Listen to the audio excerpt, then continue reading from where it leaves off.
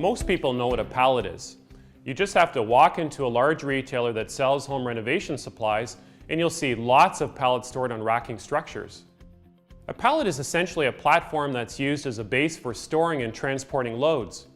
Pallets come in different sizes and are made from a variety of materials such as wood, plastic, and even metal.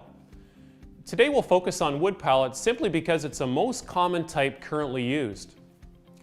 We don't always think of a pallet as being a safety hazard, but when a damaged or misplaced one falls from racking, it can cause serious injury to unsuspecting pedestrians walking nearby.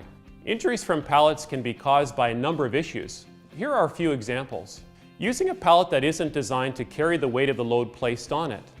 The likely result is a pallet gets crushed and the load falls. Using a pallet that is damaged. In all likelihood, the pallet will collapse under the weight of the load placed on it. Using the wrong size pallet for the racking structure. If the pallet is too small for the size of the rack, it could fall off. Handling pallets in an unsafe manner. For instance, entering pallets with the forks of a lift truck on an angle can cause damage to a pallet and undermine its integrity. So what can you do in your workplace to ensure your pallet doesn't become a liability? Know the safe load capacity of your pallet and keep your load within this designated capacity. Be aware that this capacity is based on the load being evenly distributed. And if the same weight is concentrated in one area of the pallet only, the safe load capacity will be exceeded. Using a damaged pallet is a recipe for disaster. Every pallet's top and bottom should be inspected before use to determine its suitability to support the load.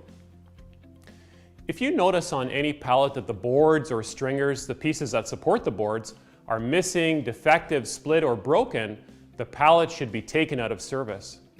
It's simply not worth the risk. Also, be cautious of any pallets entering your facility that are either made from lower quality materials or are weaker in design. Loads have collapsed when these pallets are reused, especially when heavy loads are placed on them. Ensure your pallet is the right size for the spacing between your racking beams. If you have a smaller size pallet and try to store it on a racking structure designed for a larger pallet, the load could fall. Sometimes we see wire mesh decking placed on racks to support smaller pallets. Unfortunately though, wire mesh decking does not have the same weight capacity as the beams, which is what the pallet should be resting on. Don't forget about your lift truck drivers. Train your drivers on the proper way to handle your pallets. For example, the forks of the lift truck should enter the pallet straight to avoid damaging it. The fork should support the full length of the pallet and should be spaced so that the maximum support is given. Finally, when it comes to stacking your empty pallets, be sure to stack them flat as opposed to on their sides. Pallets stored on their ends tend to fall over and cause injuries to anyone that happens to be close by.